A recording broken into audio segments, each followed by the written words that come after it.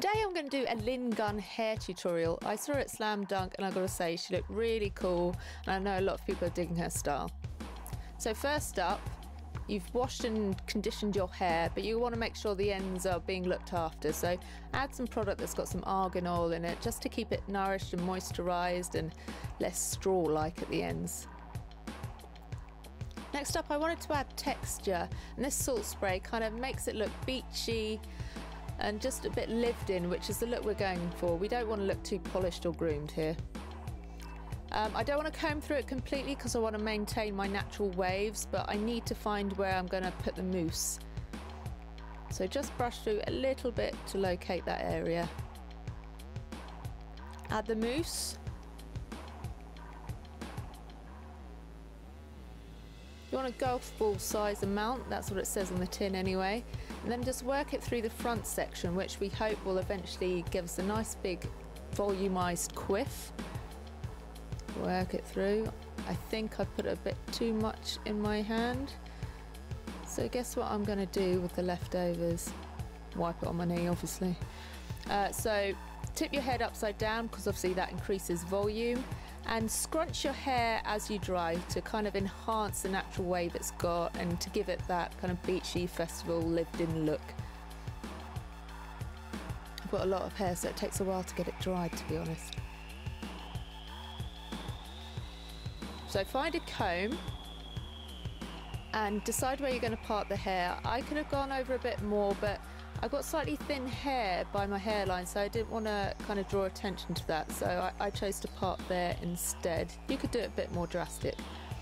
So this is the simple approach to get that side that's slicked back, and you simply grab the hair and then pin it down. As easy as that. So that should feel quite secure, and then you just want to slick it down further with some hairspray.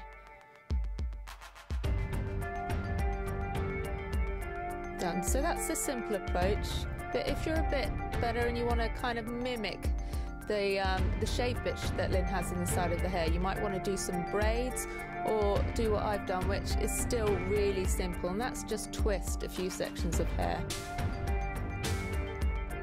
Pin each one with a bobby pin if you can find any. If you're like me, you will have had about 100 bobby pins about 2 weeks ago, and now you can barely find any. I don't know what happens to them. It's some weird, eerie phenomenon. It's hard to say, isn't it? So it's securing the second one there, and I think I've got room for about one more there. I'm sure you can do a much better job than me. This is a bit slapdash, but like I said, it doesn't need to be too perfect.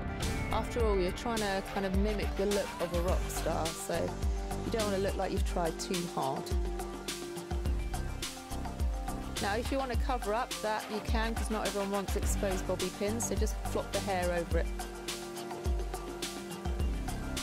So now we've got to work on that quiff a bit, don't we? So a bit of back combing is probably in order. I try not to do this too often because I can't imagine it's really good for the hair. Probably causes a bit of breakages and then leaves it all knotty, but it does deliver that volume at the root. Starting to take shape, but it's not quite there yet.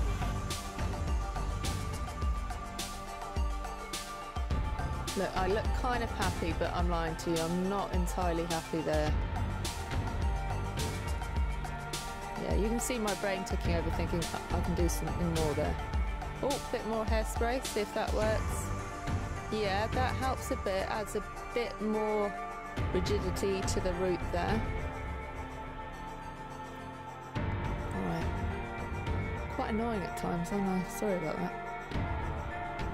So I still wasn't happy, obviously, so I wanted some more volume in the root. So I used this powder, which is a great product that I can recommend wholeheartedly. I probably should have used this first of all because it adds such a great amount of volume to the root.